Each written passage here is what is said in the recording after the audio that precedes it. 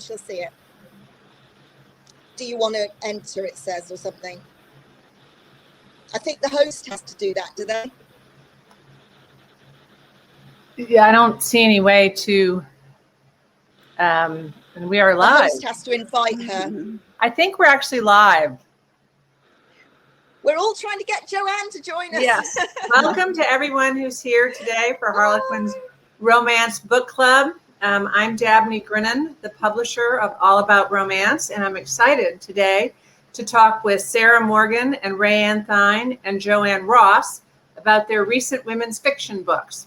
We are trying to get JoAnn on. She's having technical difficulties. Everyone understands that after the past year. But in the meantime, I'm going to start talking to the authors we do have. I'm going to talk to both of them and ask the authors on this panel a few questions, and then we'll take your questions from readers. I do want to say we do plan to wrap up by 10:50. So if we don't get Eastern Standard Time, so if we don't get to your questions, we're sorry. But all the authors are reachable via their web pages. Anyways, to begin, all three of the authors here have new, how exciting is this? I have copies of them all. New women's fiction out. All two are very established, highly lauded romance authors. We talk a lot in romance about the difference between romance and women's fiction, and obviously it's a Venn diagram. There's overlap. But I thought I'd start by asking each of you to tell me about your foray into women's fiction. I know that this is a debut for JoAnn. It's not a women's fiction debut for RaeAnne or for Sarah. But I'm interested to hear your journey from romance to women's fiction and for you to tell us a little bit about your new book. So Sarah, how about if I start with you? Okay, Sarah Morgan, folks. Hi, thanks for everybody for coming. Well, yes, I'm Sarah Morgan, and I've written romance for years, more years than I care to count. And really, I'm just very interested in relationships. For me, that was romance for years. But then I decided I wanted to broaden that out a bit and really look at sort of take a larger view of women's lives, so not just romance, but friendship, and I'm quite interested in intergenerational relationships, and I think it adds a certain richness to the story, and it certainly keeps the writing fresh to look at. Hi, JoAnn. Hi, JoAnn. I don't have my picture. Yeah, we do. We can see you. We can see you. Oops, there you went. Yeah, so I just like to take a broader look at relationships. And that's how I moved into women's fiction. I think you were about the same, really, weren't you, RaeAnne? I am, and I was going to say that I actually still consider myself a romance author, just a kind of romance bonus. I still will have a romance in all of my books, but I like to add other things too. And like you said, I always was interested in exploring more than just the romance and relationships, because a person's life is not only about the romance. There's all these other relationships that are important and sort of influence that romantic relationship as well. If we're not healthy in our other relationships, you can't bring a healthy self to everything, to a romantic relationship. And so it was really just sort of expanding the universe that I was writing in and adding different relationship issues that people might be having. I do have a question about this, only because we have endless, we're constantly pointing out to the rest of the world that the one rule for romance is that it has to have a happy ever after or a happy for now at its ending. It's my sense that that is not necessarily true for women's fiction, but what do you think about that limit? Do you think, or in your own writing, does your women's fiction need to have in its romantic relationships a happy ending or a happy for now? Sarah? I think generally speaking, perhaps not, but for me personally, yes, absolutely. It has to have a very hopeful ending, even if perhaps not every single relationship is tied up neatly in a bow, because obviously sometimes I'm dealing with more characters now. You just can't cram absolute endings into every story, but certainly hopeful. That's my choice. I would never write anything that didn't leave people with a smile on their face. That's not what I want to do, and it's not what my readers want. And that's not to say that women's fiction can't do that. I think it's very broad. I think it encompasses an enormous amount of themes, really, and it can definitely end. I don't think it has to end happily, no, but mine do, always. How about you, RaeAnne? I'm the same, and as Sarah said, that it's very much like romance in that there are many possible, subgenres. I think romantic fiction, women's fiction, can sort of encompass a wide variety of stories. And in my books, probably because I do come from a romance background, I will always have that. A technical note here, it looks like the cameras have switched, and that is somewhat deteriorating the feed. So it was a little hard to hear, at least for me, the end of what you said, RaeAnne. Can you just repeat? I think that might work better this way. Can you just repeat your last couple of sentences? Probably not the same way I said them originally, but I think it's because I come from a romance author background. I have written many, many romance novels as well. I will always have a hopeful ending because that's the kind of stories that I like to read myself and the kind of stories I like to write. But I've read some fabulous women's fiction that did not necessarily have that for all of the characters. I think usually there's a certain character that always will have that hopeful ending, and then others, their journey was different. It was not about having that hopeful ending, but it was, maybe being more comfortable with themselves or a sister relationship or parent-daughter relationship.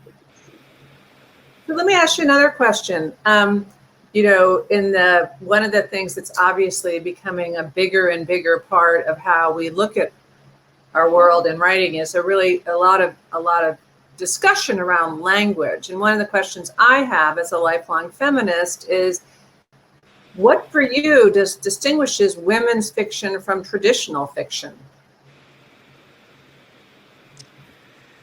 I don't think we call it anything. I just write the story that I want to write. And I think usually it's the publishers that need to know what it is in order to be able to sell it in to bookstores and be able to tell readers this book is like, this is the sort of book you want. It's a way of categorizing it. But I think that the lines are very blurred. It's the Venn diagram that you mentioned earlier.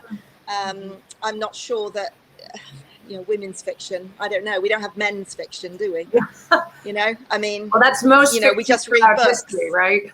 We read books. Yeah. I mean, it's interesting. I see my 84-year-old mom, who was a lifelong librarian, very serious reader, in the past 2 years has really gravitated towards what we would consider women's fiction. And I think that a big piece of it is two things. One is sort of what you were saying, both of you, that it has to end on a hopeful note. Most women's fiction ends on a hopeful note.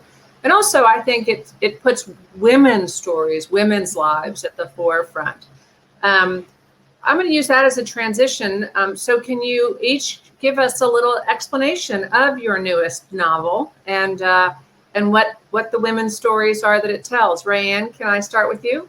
Sure. My book is The Path to Sunshine Cove, and it involves two sisters. Isn't that a beautiful cover? It is a beautiful cover. It really is.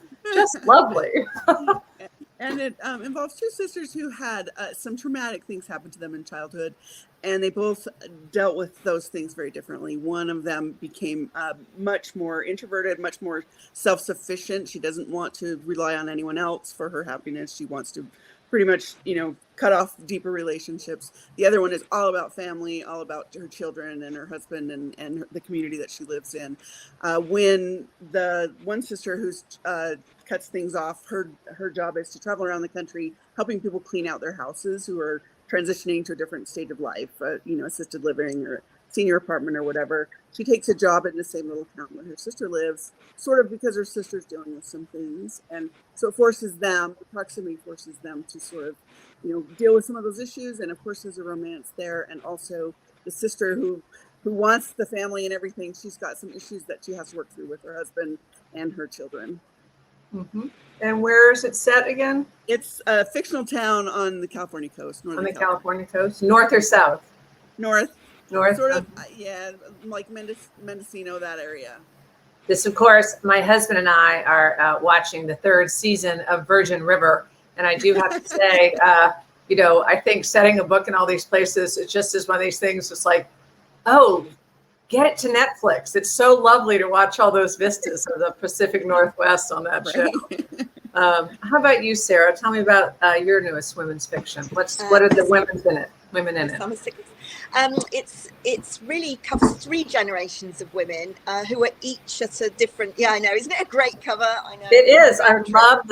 I love the kind of retro car. of it, but it's not too cartoony for me. I am a little it's, overwhelmed right now with cartoon covers, so this is a good blend, I think. Yeah, well, of course, in the UK, we have completely different covers. Right, They're not the same at all, so that's quite fun. The Summer Seekers follows 3 generations of women, each at a turning point in their lives. And Kathleen, she was really the character that came to me first when I was thinking of the book. She's 80 years old. And after fending off an intruder in her home, she decides she's had enough of sitting at home being safe. Her daughter is horrified and wants her to move into residential care where she can be looked after and protected, because she's feeling very protected. But Kathleen decides no, far from locking herself away safely, she's going to do the one thing she hasn't done that's on her bucket list, and that's take a road trip across America. For that, she needs a driver, and that's not going to be her daughter because they'd drive each other crazy. So she advertises, and Martha, who's 25, who's looking for an excuse to get away from home, applies for the job. But Martha absolutely hates driving. She failed her test 5 times, but she decides that if she's going to drive 2,400 miles across America, she's going to either be dead by the end or she's going to have learned to drive. So it seems perfectly good for her. And she thinks, how much trouble can one 80-year-old woman be anyway? And the answer is quite a lot of trouble. Yeah, she's clearly never met my mom. So the book follows the adventures of all 3 women, actually. Liza then moves into her mother's house, which is on the Cornish coast. So we've got road trip, which is fun because I have the 2 characters closeted together. And, you know, the road trip journey kind of mirrors their own emotional journey as well.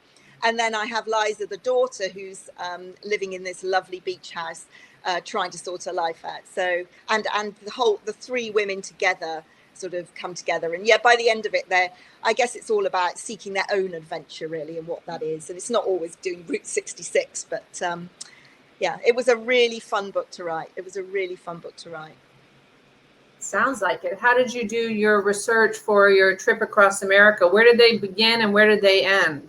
Yeah, well, they started in Chicago, and this was written in pandemic times. So it was all research from, well, friends who've been there and also on the internet. And I find now that there isn't a single road anywhere in the world that somebody hasn't driven along and filmed. It doesn't matter how obscure, somebody will have taken a video of it, and then you can just watch what they've done. So it's fantastic. So yeah, I did lots and lots of research. I don't know how we wrote before YouTube. Do you? I mean, I don't either, RaeAnne. But we both did. We both started way before. Yeah. No, they start off in Chicago and they end up in Santa Monica, and they have some adventures along the way. So, yeah, it's fun. And, you know, we were in lockdown over here at the time. So it was a really good way of sort of traveling vicariously. Right. It's funny, I have 4 children, but 3 of them have now driven across the United States both ways during COVID. And their stories are really, really incredible. It's it makes me even more interested in reading this book. I didn't get a chance to read them before this panel because they just came this week, but I am excited to read them all. So another question I have for you is, how did writing in the pandemic, you've talked about the research, but did writing in the pandemic make you more interested in parts of your story? How do you think it changed your writing in these new books? RaeAnne? I think in the midst of writing this particular book, you know, we were all just so stressed about life that it didn't necessarily change. I'd already had the book, you know, mapped out and knew. I plotted it in February, just right before the pandemic, we all locked down. But I think moving forward, it will definitely change some of the stories. You know, I've noticed the books I'm working on now are very much more about, you know, learning to accept other people's idiosyncrasies, you know, which we all had to do. Those of us, you know, when you're stuck together, you have to learn how to adapt and how to, you know, even if you've been married for years or have, you know, your children older, you learn new things about them. You know, stuck together, like we all were. Absolutely. I think it has made us, a lot of us, more both aware of the challenges of spending all your time with other people, but also I do think it's made all of us really appreciate the people, in the U.S. I don't know if this is the term, Sarah, that you guys use in Europe, but we call it our pod, our pandemic pod. So, the group of people that you picked that you felt safe to be around. And I think that has really made us all a lot more appreciative of, even when people have their foibles, you're really lucky if you had people in your pod you could get through. How about you, Sarah? How's the pandemic influenced your writing, would you say? Yeah, I don't know. I mean, for me, it was just, like RaeAnne, I already had the book planned. So I just sat down and wrote it. So in some ways, my life wasn't any different. I was very lucky, obviously very grateful to have a job that I can do safely from home. And it didn't really impact on my work in the way that it did in so many other people, because I was doing what I would have been doing anyway, but obviously minus the extra bits of getting out and about. So I suppose I just focused more on the book, really, because I didn't have, we weren't, at the time, we were in very strict lockdown. Right. And so we weren't able to really go anywhere. I think we were allowed to exercise for an hour a day or something. I can barely remember back that far now. Anyway, so yes, I just focused on the writing. At that point, it was all very new, wasn't it? And, none of us knew where this was going to end up or when it would end up, and would it be over by autumn? Oh, that was last autumn. Anyway, yeah, so I think I just carried on doing what I'd done. And to be honest, it was a nice escape. It was good to have a focus that was not scrolling through the news. And I made the most of that, really, because the scrolling didn't get you anywhere except Stressland. Right. So yeah, I just sort of used the book, I suppose, as an escape. So it was a fun experience, and we happened to be having a very lovely summer, so I wrote lots of it outdoors, so that was nice as well. So yeah, it was a good experience in a very weird, strange, stressful year. One of the sorry, RaeAnne. I was going to say, one thing it reinforced to me how important it is what we do, because I had so many people who told me, these books saved me during the pandemic, and it just reminded me that we are making people, making their day better and helping them through rough times by writing. Especially, that's another reason that I write books that have hopeful endings, because I want to remind people that life is hard. We are all dealing with hard things, but you can still have a joyful life. And, as long as you open yourself to those relationships and the people who really matter in your life. And it's about improving the moment, isn't it? When I used to be a nurse, and I always used to think, well, you can't always fix things for people, but you can fix a moment, and you can make a little moment better. And, that's kind of like mindfulness and enjoying yourself for a small moment, however bad the day. And I suppose that's what books do, don't they? They give people that nice escapist moment. Yes, and I think that escape really has sort of, as you say, RaeAnne, it was never more important than it was in the past year. We do a regular column that I do every Friday at AAR that's called the Ask at AAR, where I just ask all of our readers a question, and lots discussion every week. But one of the more interesting ones was I asked about 3 months ago if readers were ready to read about the pandemic yet. Mm-hmm. Nope. No way. They wanted it in their romances. They're like, and I was thinking about this because my family and I all adore the huge American hit TV show Ted Lasso, which is essentially a romance in many ways. It's a love story to love and being nice to people. But no pandemic in it. No one wearing masks, even though it was filmed this year. No one wearing masks, no one even mentioning it. And I kept to myself, that's really what most people want right now. Yeah. We're living all this difficult stuff. We at AAR, we hear constantly about how grateful our readers are to writers of romance and women's fiction that have offered them escapes and love stories. And as you say, Sarah, hopeful stories. I've never been a doom and gloom person. And one of the reasons I'm such a champion of romance is I do believe that we all are not only deserving of, but we all have it in us to have happy endings that work for us. And romance and women's fiction, I think, particularly by putting women's stories at the forefront, it's been just such a gift to women. I can't tell you how many people I know who only read serious fiction before the pandemic have told me what a great gift it has been to them in the past year and a half to be able to read things that do offer messages of hope. It's a difficult, I think it's going to be a difficult high wire act for us to figure out it was such a cataclysmic event in everyone's lives. How do we not address that at some point, in our characters, because they went through it too. I try to write my characters as if they lived through the time that I lived through, but I don't want to talk about it. I don't want to write about it. So I don't feel, I don't know, Sarah, have you addressed that at all in future books or? No, well, a tiny bit, but very obliquely in my Christmas book at same time as yours, RaeAnne, I think, The Christmas Escape. I just make reference to one of the male characters who works a lot from home. So that will resonate with people. I didn't want him commuting every day and on the train, although plenty of people are doing that here now. But of course, when I wrote that, we weren't, and people didn't know what would be happening. So, but I haven't mentioned pandemic. I don't want pandemic in it at all. And I know for sure my readers don't. If they want to read about it, they can just switch on the news. And gosh, most of us are trying to turn the news off. Yeah. So I have got that element of him working from home and that recognition that might be something people are doing more of, but only very oblique. What about you? Have you addressed it at all, RaeAnne? I have not addressed it at all. I haven't brought it up in any books, but as I'm plotting future characters, I'm having to think, how do I talk about it? Do I not talk about it? Do I, there were certainly stresses that people went through during the pandemic that I could see that as a character, as some of their backstory, but I don't really want to talk about it, so I don't know what I'm doing. I could also see it being a total trigger for lots of people, actually, yes, if they came up against that. Well, I've just finished my summer book for next year just now, and I'm not really. I think I do what I want, and I hope the reader will like what I want. That's what I've done for 20 years, and I hope that will work for everyone. I think also, something that you said, Sarah, like, AAR's long-term editor, Kaz, lives in England, and I've been talking to her every day about, I live in the US on the East Coast, I've been talking to her every day about how different the restrictions are.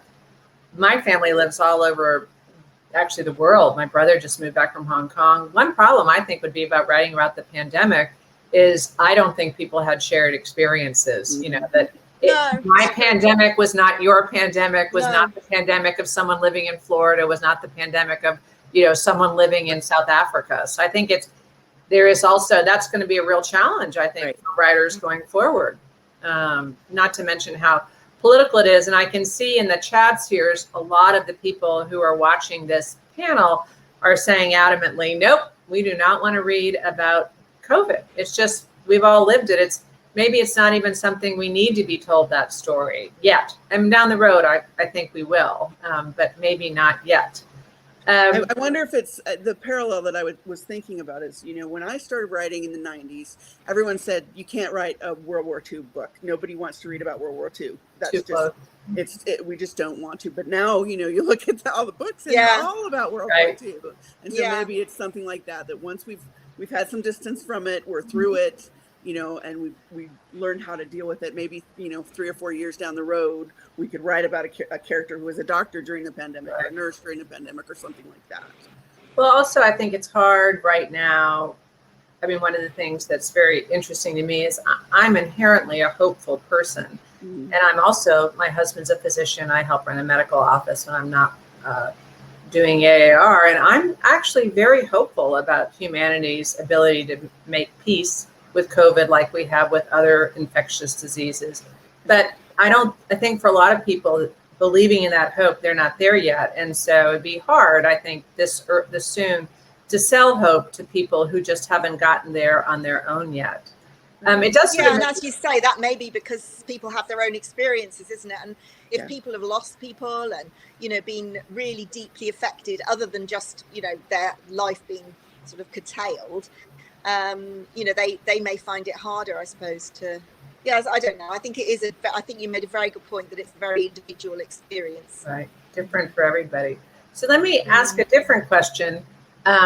One of the other things our readers talk a lot about at AAR, which has really changed hugely, is sort of to your point, RaeAnne, in the same place that, you didn't used to have children that were born out of wedlock. Now there are lots of single moms and single parents, that's just not the deal. We call them, deal breakers.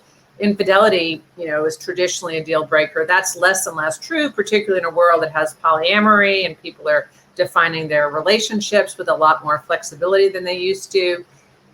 In your own work, I'm curious, are there things that you just don't want to bring into your characters' lives? And I mean, obviously there are lots of things, but what might be specific to you that you think, nope, this is not something that calls to me to inflict on my characters at all?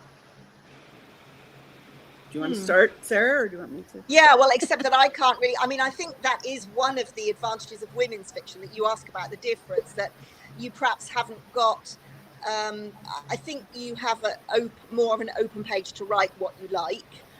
Some of the romance, it depends sort of exactly what you're writing with romance, but some may have slightly more, I say restrictions, but I never felt restricted when I was writing it, but perhaps there were things that unconsciously I wouldn't have done. But now I think I would pretty much tackle anything that I wanted to. I can't think of anything that I wouldn't, although I always keep it hopeful. So whatever I was addressing would probably in the end, you know, come out looking fine, hopeful at least, if not completely fine.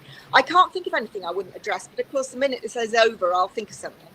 RaeAnne, can you think of anything you won't touch? No, not really. You know, there are things I would be uncomfortable writing about, you know, like I've never written a character that dealt with childhood sexual abuse. I think that would be very difficult for me to write, you know, but yeah, that's true. But, you know, you're right that in women's fiction, there certainly is a bigger sandbox to sort of bring different things in. You know, I try to look at what are the issues that women face today. And I try to be very aware of what are we struggling with. You know, caregiving is certainly a big impact in my life. And so that's something that I do write about quite a bit. But, you know, I don't think anything, if it works for the character, it's all about the character. And if that character it needs to have these things in their past.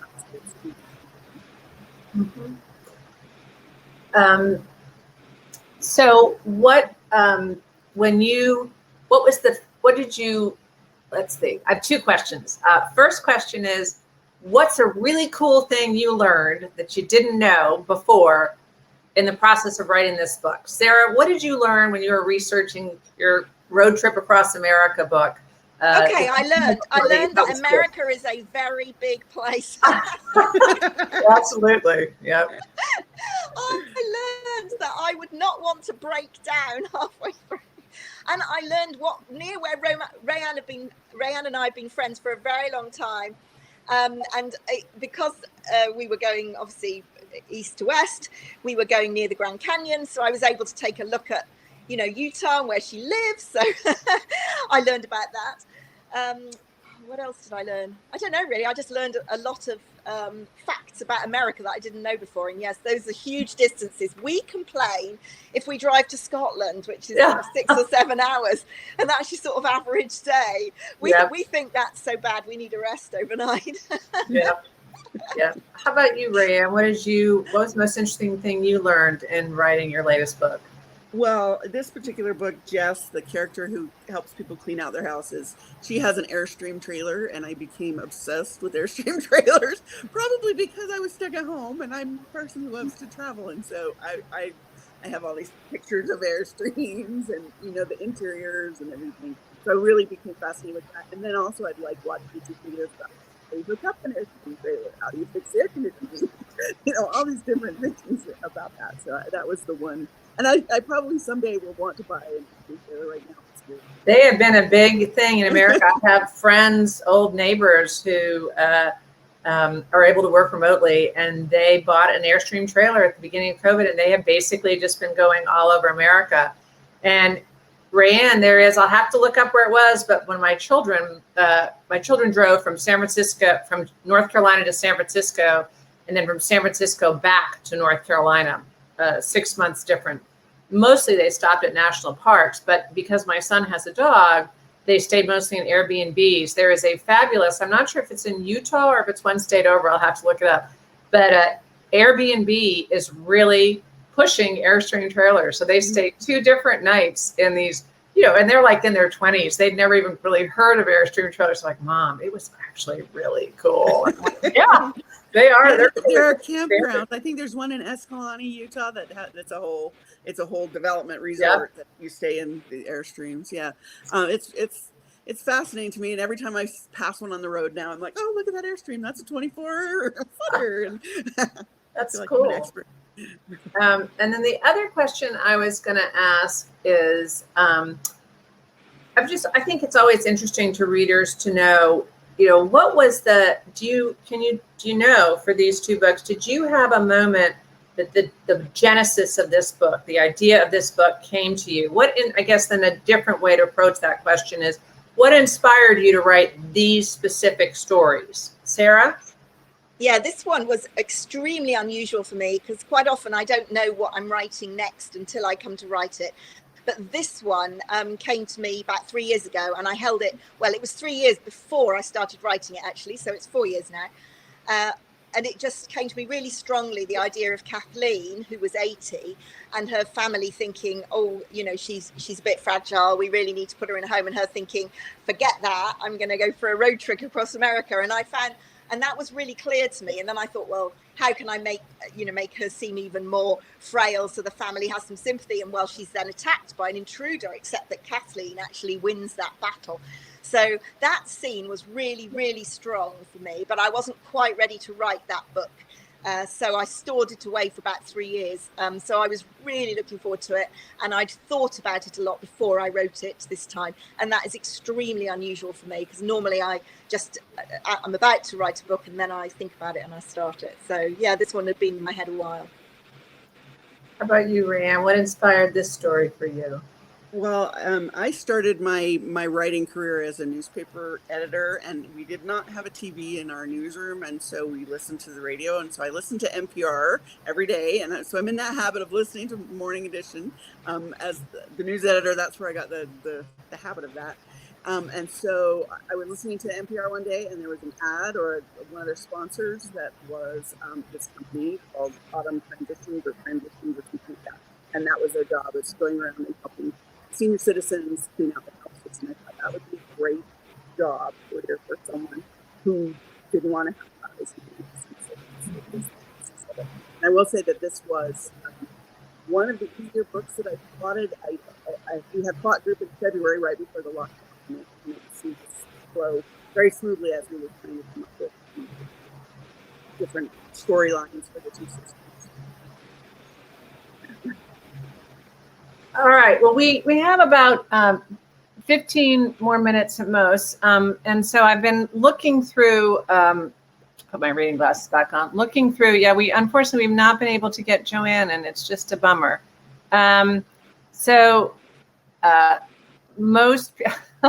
do like Elizabeth Krentz-Wee said, I admit I'm actually now ready for a romance in a pandemic, maybe epistolary, just not a Zoom story. My husband is a plastic surgeon, and he says everybody hates how they look on Zoom. I think that's actually going to be a romance novel at some point. Like everybody hates how they look on Zoom. I think that is really the number of patients who have come in the past year and a half have said, I hate my chin because all these people see themselves like this. It's definitely going to be a thing. All right. We said more. This is an interesting thing. People are talking about romances in the pandemic. I think there's some interesting ideas here. And several people say, but it is interesting how consistent it is that readers really want not to read about the pandemic yet because they really do want an escape. I don't see any other specific questions there.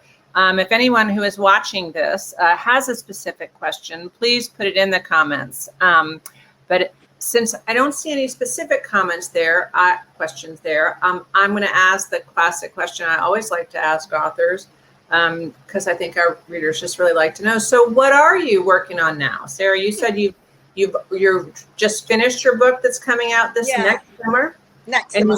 I'm literally just doing my final read through before I put my draft in, which takes far more time than I think because I start to rewrite it as I'm going through it. So that always takes a long time. But I'm literally doing that, and then I'll be starting my Christmas book. So. And is the book that's coming out this summer, is it skew more to romance or more to women's fiction? It's women's fiction again, but it always has, like RaeAnne, it always has romance in it, but it is women's fiction. Yeah. So. Okay. And how about you, RaeAnne? What have you been working on? I'm working on another hardcover in the same community. It's basically they're standalone books that just set in this Cape Sanctuary community. I'm almost done with it as well, working on the final touches, and it's based about a glamp ground. So as we're talking about it's glamping, which I think is a fascination of mine. I went from Yes. Yeah, that's big over here. It's funny. I am famous in my family for hating camping, and so my husband was a Boy Scout. He loves to camp, and it's been one of the great disappointments in his life that I don't like to camp. But I'm like, honey, glamping. I would totally go glamping. Glamping sounds right up my alley. A nice mattress, good cup of coffee in the morning, nice glass of wine at night. I would be there. That would be great. Although I'd probably like the Airstream better. Here's a great question that reader JA has. I think that both of you. She writes, I like the emphasis on relationships in your novels. Do you find yourself acting almost as advice columnists on how to have a healthy relationship in all of its forms? You see yourself as giving readers advice on how to have a healthy life? I don't think I would presume to give advice, but if readers take some inspiration from various characters, even if it's how not to do it, then I think that's quite fun and useful. You want to create discussion points and. Do people ever come up to you and say like, "Oh, you write romances? Can you tell me if I should divorce my husband?" Do you think people are more likely to think you have the view into how to work a healthy romance because you've written so many of them? Do people ask you this? No, that's not normally one they ask me. No, that's not normally one they ask me.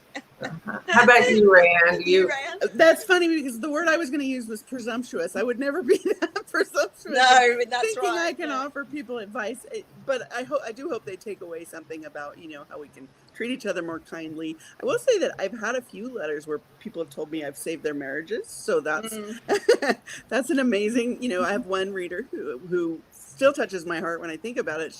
She reads my books out loud to her husband, and that for some reason helps their marriage. I think just reminds them, I think, to be kind. Sure. And when I first started working for AAR and I got sent all these romances, my husband, who never read a romance in his life, started picking them up.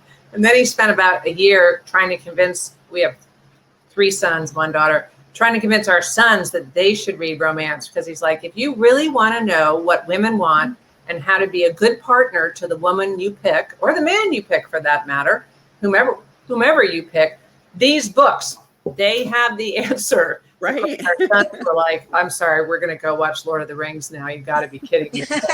I am still convinced that if we could get more men to read romance, women would be happier in their relationships. I think you're right. Okay, 2 more questions. One we've sort of already touched on a little bit. So if we have time, I'll come back to that. It's about research. But I like this other question because Sarah, you've written so many Christmas books. Yeah. So, and RaeAnne, I don't know if you've written any Christmas books. Yes. She's written loads of Christmas books. All right. This is the problem. You guys are so prolific. Anyway, someone asked you both. Tori Haley asked, is it odd writing holiday books when it is not the holiday season? If you are writing a Christmas book in the summer, how do you get inspired for Christmas? RaeAnne, how do you get inspired to write a holiday book when it's in the middle of non-holiday season? So the moment I start writing the Christmas book that I'm writing for that season, I will put my Christmas tree up in my office. I'm fortunate enough I have an office next door to my house, and so I can decorate it how I want. So I put my Christmas tree up so that I can look at it and sparkly. I have certain scented candles. I have these pine scented candles I love, and I'll put those on. Listen to Christmas music. Sometimes, usually that has to wait until I'm almost to the end of it. Otherwise, it's too much Christmas music. Right. And then I keep the tree up until I'm done writing the book, even if it's wow. That's so cool. Wow. How about you, Sarah? Yeah, I think I've just got used to it over the years. I'm the same as RaeAnne. I usually start around September, and I can start feeling Christmassy in September. The harder thing is about January, February, when everyone else has forgotten. So I just leave all my decorations up. My family are used to it by now. Yeah, I keep feeling Christmassy until March. And sometimes it snows in March, which I always feel is very helpful. Right. Yeah, I don't think I could do that. I'm one of those curmudgeons I like stomp around really irate when I go into stores and Halloween has just ended and they have their Christmas decorations up. I was raised no Christmas decorations until after Thanksgiving. But, because I get all these advanced copies, I get a lot of holiday books out of season. And it is amazing how much it does transport you to the holidays. I think that's another one of the sort of gifts that you give to readers, that people love Christmas. And they can pick up, they're feeling kind of blue or it's like 1,000,000,000 degrees and they can pick up a Christmas book and experience that. All right, here's another question. This one from actually Harlequin that says, what's the most fun research you've ever done for one of your novels? Sarah, what's the most fun thing you've ever had to do to research one of your books? Oh, I always enjoy researching all of them because I'm usually doing something different. I've got short attention spans. I'm ready to move on to the next thing that I'm researching once I've driven Route 66 vicariously. What's the most fun research? Oh, no, I can't think of anything specific. I always enjoy it. RaeAnne, have you got anything specific that you've done? You parachuted out of an aeroplane or? No, I did not. I went on a hot air balloon once, but that was in my, when I was a journalist, I did all these fun things, but as a romance author, it's mostly just looking on YouTube and watching videos about things. A lot of YouTube. I have deadlines. I do love to travel. I just don't bring many of those things into my books because I typically stick pretty close to home in the books that I write. And so I don't, I love to travel, but I do that more for my own, creative stimulus, I guess. I'm the same. And sometimes we travel and see each other, don't we, RaeAnne? Yes, we do. I wish we could do that right now. I know. I wish I were there hugging you right now. I know, me too. And I feel bad that JoAnn hasn't been able to join us. I've got her book here, and it's back to front on the screen, isn't it? The Inheritance, and it's out in September, and I'm reading at the moment, and it's just so good. So this is her debut women's fiction, isn't it? And it's got it's one of my favourite themes, which is looking at sisters, and it's got a World War II theme as well. RaeAnne, you were talking about that earlier, and I'm really enjoying it. So it's such a shame that she wasn't here to be able to tell us a bit more about it. It's a dual timeline book, right? It's a book that takes place both in the present and in World War II. Yeah, that's right. Yeah, and I'm really enjoying it. So anyway, it's a shame JoAnn wasn't here to give us a bit more of the lowdown on it, but that's out in September, and I'm sure it's going to be a big success. Yeah. Well, I think what we'll do at AAR is reach out to JoAnn and interview her about this book because I think that's a nice idea. Really interested in it. I really, like I said, I haven't had a chance to read any of these, but this one sounds like it involves just lots and lots of cool things. Interesting placement where it is, and very interesting sister dynamics. And I always do love dual timeline stories because I think, it does really enable you, if you're, to understand better how things in the past are often very similar to what we're going through in the present. One last question. Because we write about emotions, don't we? We write about emotions, and it doesn't matter what century you're in. We all feel the same things.